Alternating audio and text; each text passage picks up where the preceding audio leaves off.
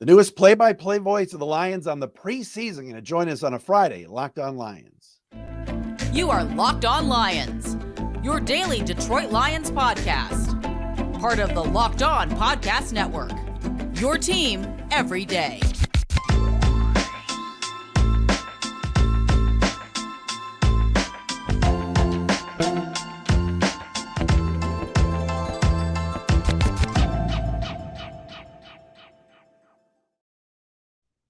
What's happening, everybody? Matt Derry with you. It is a Friday edition of Locked On Lions right here on the Locked On Podcast Network, Friday, August 4th, and it's Saturday, August 5th. Thanks for making us your first listen and checking us out wherever you get your podcasts. Indeed, a light workout for the Lions today and a walkthrough as they get ready for next week and the big invasion of the New York Giants. Our guest today, and for those of you watching on the Locked On Lions YouTube channel, you see him already. I think this kid is the future of Detroit sports when it comes to play-by-play, radio, TV, whatever it is. He's tremendous. He is now the new television voice of the Lions on the preseason. It seems like every year they change this thing, but hopefully now Jason Ross Jr. will be the guy for a very long time, and he joins us today here on Locked On Lions. Jason, great to see you, buddy. Thank you, Matt. I really appreciate that intro. Happy to be here. Love your work. Love the podcast. So, no, man, I was pumped for this. Thanks so much for having me on. And yeah, we're very this crew together. So you are very welcome, my friend. Thanks for being here. You can follow us on Twitter at Derry Speaks, at Locked On Lions, of course, at The Real Matt Derry on Threads if you are there. Are you on Threads, by the way, Jason? Or I am on Threads. I'm still getting used to Threads. We have X now. We have Threads. We're all over the place. We're getting used to these new titles. It's a wild time. I love it. I love it. The Matt Derry Facebook fan page. And again, please subscribe and follow us and watch us each and every day on our Locked On Lions YouTube channel. Before we get to Jason, one quick note. Jeff Okudah left Falcons camp today with an ankle injury, but he had to be carted off. And when I saw this today, I had to bring it up on the show. And maybe, Jason, you comment too. Jeff Okudah was a bust here.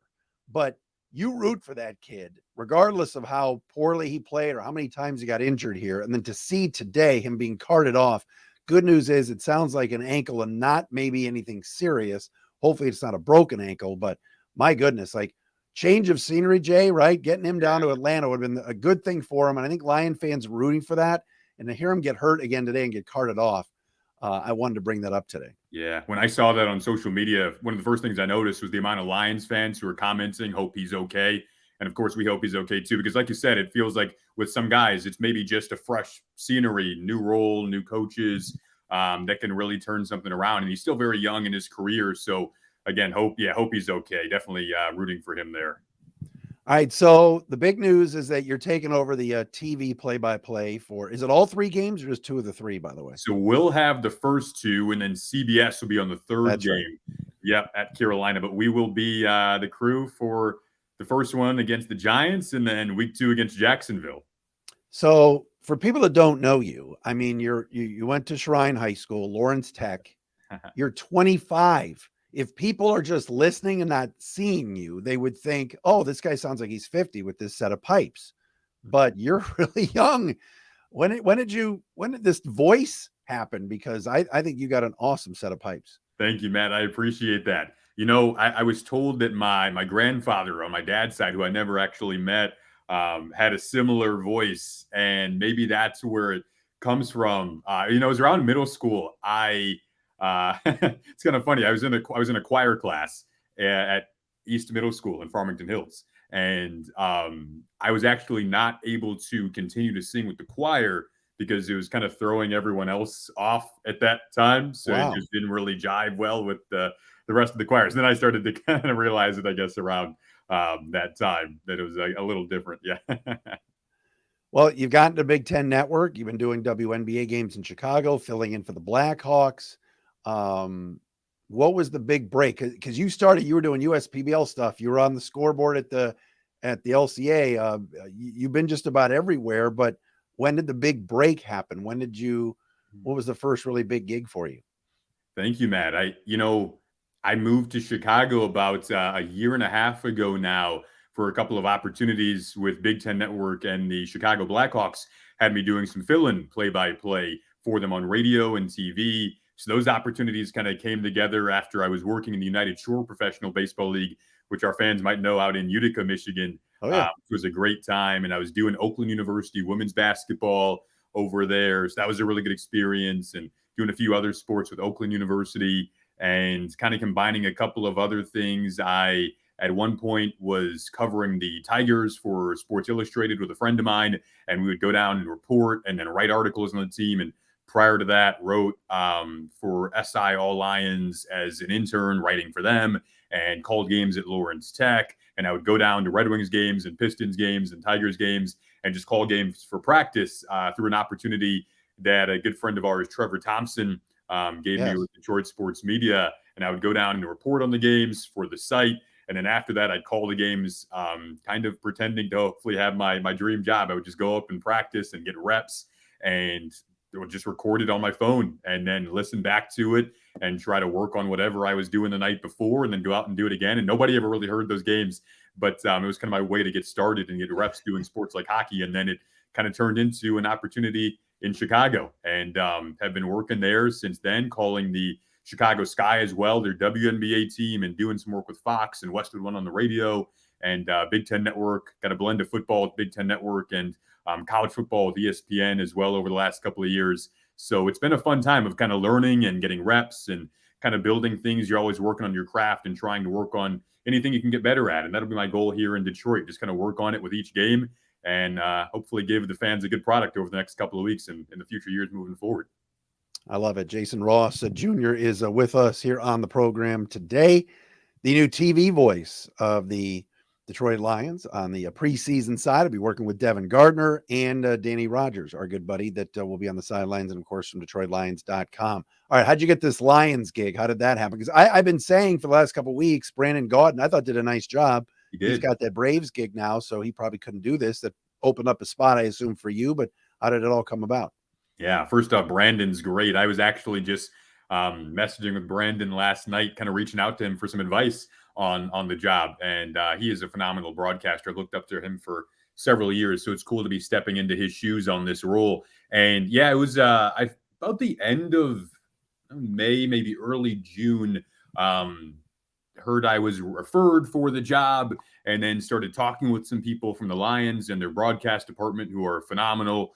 And after that, kind of some good conversations took place. One thing led to another, and found out about the opportunity. There would be officially an opportunity that I'd be able to take, and immediately jumped at it as soon as I knew that was the case. I know this would be a dream and really a full circle moment for me to be able to return to Detroit. And I'm staying with my family right now in Farmington Hills. So they love having me back here, and they're all Lions fans. I grew up a Lions fan, so I just can't reiterate how my family might be more excited actually for me than I was initially. They're just so pumped. So it's really, really a cool opportunity. But yeah, that's how it kind of came about, and just jumped at it as soon as I knew that would be the case, that I'd be getting the opportunity. So it's really, really cool. I saw you doing some college hoops on BTN last year. I watched one of your games. I think it was one of the Maryland games with Andy Katz. I thought you guys had good chemistry. Did you do any football last year? I did. Yeah, I did. Got my first crack at Big Ten football last year. My first game was at Minnesota. Ended up kind of finishing out my season with my first Big Ten conference game, which was Maryland versus Rutgers this past season. I'll be doing a few more Big Ten football games this year, in addition to some games in the American Conference and Sun Belt as well. So kind of bouncing around a little bit with college football. But, in this area of the country, we love our college sports too. So grew up a huge college football fan. And so it's cool to be able to do some Big Ten football this year. Yeah, and Big Ten basketball as well, doing some Big Ten hockey too. So every now and then I get back here for a Michigan hockey game, or like you said, Michigan basketball, Michigan State, whatever it might be. So yeah, those opportunities are really, really cool and super surreal. And one thing, and we're turning this into a Jason Love Fest, but I'm doing it. It's my show. Oh, thank you, Pat. When I watched the game you did with Andy Katz, and what I liked about you was a lot of the young guys that are coming up now, and I used to be your age a long time ago, but I just think they all want to be Gus Johnson or Eric Collins, and they're screaming and they're coming up with all these one-liners. You just call the game, man. Like, you got a good voice, time and score, where's the ball, puck, whatever. I just like that about you. I think you keep it simple, and you're not trying to be the show. I know everybody's trying to have their catchphrase and one-liner and everything else, but I didn't find that. I thought you and Andy just were calling the game. I thought it was good. Thank you, Matt. I appreciate that. I love Andy, by the way. He's so awesome to work with. He's got a great personality. So it's easy to work with an analyst that good. Yeah, I think that I guess to your point there, I feel like it's important. I think at some point or another, we all attempt to pull things from someone that we admire or emulate someone and what they do in a situation. And I did that at certain points. I feel like it's it's a thing where you quite literally can't be someone else. So it's impossible to sound exactly like someone else. So I guess I've tried to. That's something I'm still working on, trying to embrace just being myself. And that almost sounds like a cliche term to just be yourself, but it is, I think, important to try to find your own style and develop what you feel comfortable with. And something that I've learned that's really important is that you never stop evolving as well. And you're constantly finding that process of evolving to what you hope to be. And for me, that's that constant evolution process, whether it's with my prep or certain aspects of a game. I like to be as deliberate and detailed as possible. So different situations I like to break down almost like hopefully a player would, and just kind of finding things that work for me. And I think that's at the end of the day, what you hope to do is find what works for you and know your situation. Of course, are you doing a team or are you doing a national game? But I think it's really important to kind of find what works for you and deliver that authentically. I love it. I love it. Jason Ross Jr. with us. I want to talk some Lions with him. That's why he's here. We're going to do that coming up next. Got to tell you, though, first about our friends at Underdog Fantasy. August is here. You know what that means. The official start of fantasy football drafting month. Get championship ready for your home league by trying out Best Ball on Underdog Fantasy. All you do is one live snake draft, no waivers, no trades. Underdog sets your best lineup every week. Try it out with Underdog's Best Ball Mania Tournament. The largest fantasy football contest of all time is back, and it's bigger than ever. $15 million of total prizes up for grabs, including an absurd $3 million going to the winner. Last year, the winner drafted their team in July, so don't wait around. Do it now.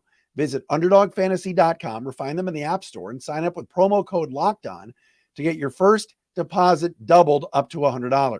That's Underdog Fantasy promo code LOCKEDON. We're with our man, Jason Ross Jr., the new TV voice of the Lions on the preseason side. We'll do the first two games against the Giants next week, a week from tonight. Right, Jason? Yeah, week from tonight. We'll be getting ready. What is it? 2 o'clock as we record this? Yeah, so, how about that? Getting ready. Friday night action. Ford Field. Just found out that we got our season tickets sold out for the first time in Ford Field history. Everyone was super ramped up about that yesterday. That is so cool. So cool. I mean, for me, it's the excitement around the team has never been to this level in my lifetime. And I feel like that fact that we just sold out season tickets for the first time ever kind of encapsulates that right there. All right, so you've been down to camp a couple times. You're on top of the of everything now, and getting to be on the sidelines and watching. What's standing out for you so far? Yeah, I think for me, it is the players that are maybe going from year 1 to year 2 or year 2 to year 3. You think of course, like an Aiden Hutchinson or an Aleem McNeil on the defensive side of things, a Kirby Joseph in the secondary. And then on top of that, to stick with the theme of, say, a secondary, you add on those pieces like C.J. Gardner-Johnson and, Emmanuel Mosley, Cam Sutton, the veteran additions in your secondary that are going to be so important. And seeing C.J. Gardner-Johnson out there over the last few days, and he's coming off, playing in the Super Bowl with the Eagles, and you just feel his presence and leadership and veteran guidance for a younger player like Kirby Joseph. And it feels like there's more depth right now, too. I had a chance to meet our good friend Lomas Brown a couple of days ago. And he had a good point legend. I thought he had a good point where he said, last year there might have been a steeper drop off if, say, a starter gets injured, which unfortunately we dealt with a few times throughout the course of last season. This year, I think there is definitely reason for optimism as to why there could be more depth there if that does happen in the nature of the game of football. Offensively, you had one of the best offenses in the NFL last year, and hopefully I think that continues. It'll be interesting to see our new running backs that come in this year with Jahmyr Gibbs and David Montgomery, and hopefully maybe get a glimpse of them in these next couple of preseason games. And then at wide receiver as well, you bring back Amon-Ra St. Brown, who's becoming quickly one of the top wideouts in the game. And hopefully the supporting cast continues to build around him. The draft picks, Sam Laporta is one that's kind of jumping out to me too at tight end. I think, Lions fans are getting used to tight ends out of Iowa to continue our Big Ten discussion. And so I'm excited to see what he can do, and then the offensive line, if they can get healthy, it's got one of the best groups that hasn't really been healthy over the last couple of years. So if they are healthy, you think of them as one of the top 2 offensive lines in the NFL, probably with Philadelphia. So I'm kind of going on a long tangent right now, but I'm excited for this team, and there's a lot of interesting pieces, I think, to examine, and maybe some guys that are trying to make the team too. In these couple of games we'll get to watch against the Giants and the Jaguars and Carolina after that. And it's got to help you that the Giants are going to be here during the week, and they're going to do these practices, because let's be honest, Jason, it's going to get to the fourth quarter on Friday night, and you're going to be calling names and numbers you're not sure about. But going back to, hey, here's what we saw this week during these joint practices is going to be a big help for you, I'm sure, right? That's so true. I just started working on my Giants chart this morning, and like you said, they're going to be here all of next week. The Jaguars will actually be here all of the following week. So highly recommend any fan who wants to get out there and see that. The intensity gets ramped up. That's typically when you get, you build a little rivalry throughout the week leading up to the preseason game, which kind of creates some mini storylines. I think we've all seen that kind of take place in Hard Knocks at times, where guys tend to get into it throughout the week. But that'll be really cool to see that intensity ramp up and those guys going head to head in practice. I think you see, I thought last night I was watching Browns versus Jets in the Hall of Fame game. Yeah. And I think Chris Collinsworth had a good point that it's kind of hard to judge in practice up until a point where you actually see guys go at it on against opposing players with pads on. So maybe we get a glimpse of that throughout the week, and maybe a bit more is revealed versus what we're seeing over the last few days in camp.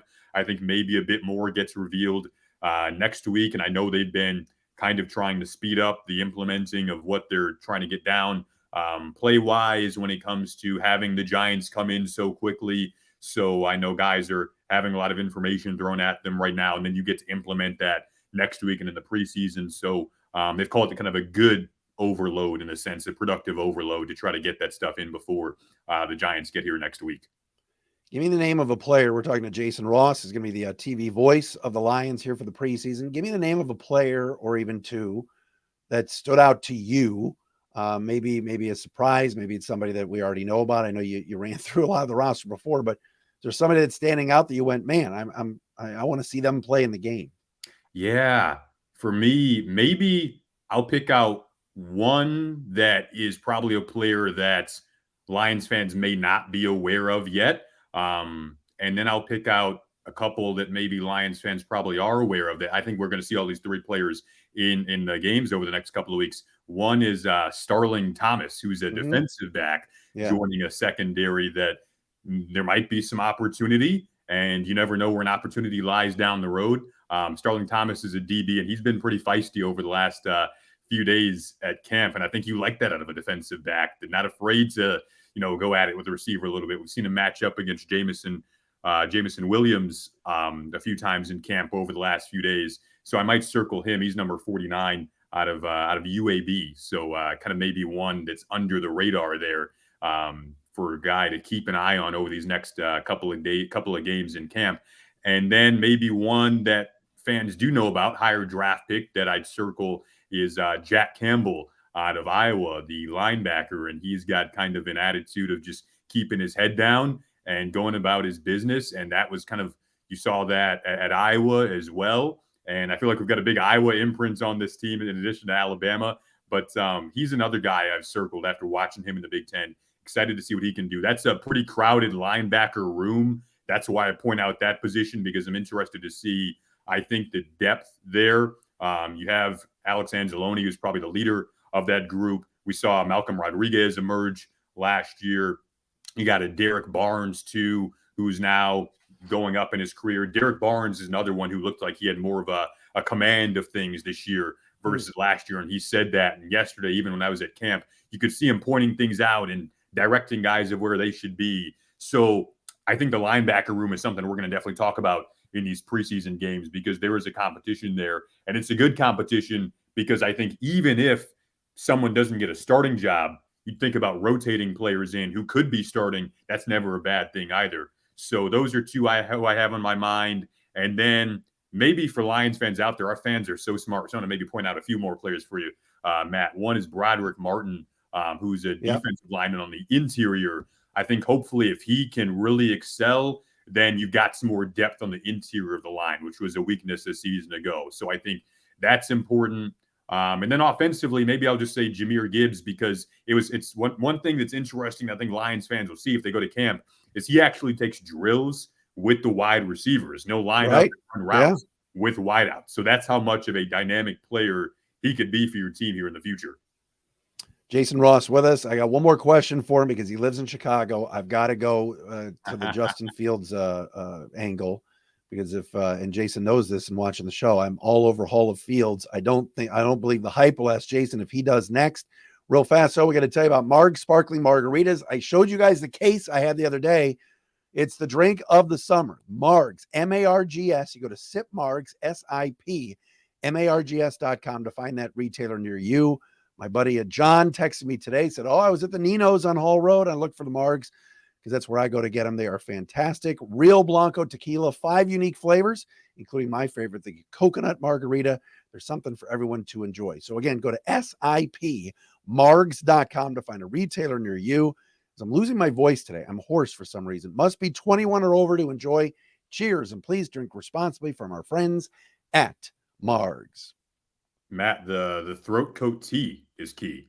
It's my recommendation. Jason, I emceed an event last night for my company, and man, it's like it's rough sledding today on a Friday. I feel like I was at the bar. I was in an outlet like that last night at Valentine's Distillery. Got to give them a shout out down in Ferndale. You and I'll have to meet up down there one time and grab a drink. I would love that. Yes, I would like that too. All right. You're in Chicago mostly. You've been working for the Sky, and Big Ten Network is based out of Chicago and Blackhawk stuff. The hype is going. I know they're going nuts in Chicago. I listen sometimes to Dave Kaplan. I talk to our buddy Zach Zaidman a lot, fellow Syracuse guy. Is it real? Are you buying into this? Do you think the Bears finish second and he has some MVP type year, or is this hype ridiculous? You know, I think, well, first off, Matt, I thought you were going to ask me about Chicago pizza versus Detroit. No, I already know your answer. Initially, what I thought you were going to say. I go Detroit pizza 10 times out of 10. I had Buddy's Pizza last night. Shout out Buddy's Pizza, my favorite pizza on planet Earth. Yes.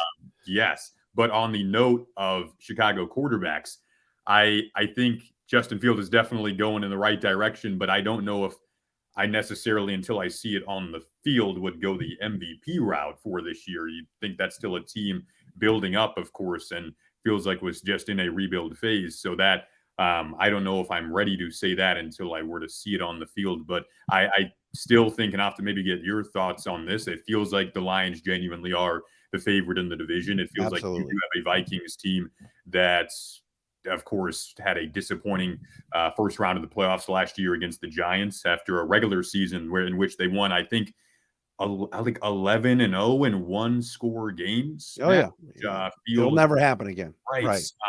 So, you know, that essentially it feels like the Vikings and Green Bay would be going backwards while the Bears move forward, and the Lions, it feels like, again, until they'll tell you this until we get on the field and prove it, should be the favorite in this division. But I think it'll be interesting to see what Justin Fields does. But team-wise, does he have enough around him to have an MVP season? I'm not quite sure if I'm ready to say that. Jason, a real pleasure, man. It was great to talk to you. Best of luck. We'll be watching the next 2 weeks as you call these games on the Lions television network. They're on where Fox 2 Local 2 and all around the state on Local 2. And then they'll re-air on Valley Sports Detroit as well. So yeah, I got Devin Gardner, Danny Rogers, great crew. Our production team is awesome. So we're looking forward to it. I'm so pumped. This time next week, calling the game against the Giants. You're going to do great. Thanks, Jason. Thanks, Matt. You got it. There he is, Jason Ross Jr. with us. Check him out on Twitter at Jason Ross Jr. 1. And check him out next week and the week after against Jacksonville. This has been a Friday Locked On Lions. Thanks, everybody, for making us your first listen, checking us out wherever you get your podcasts.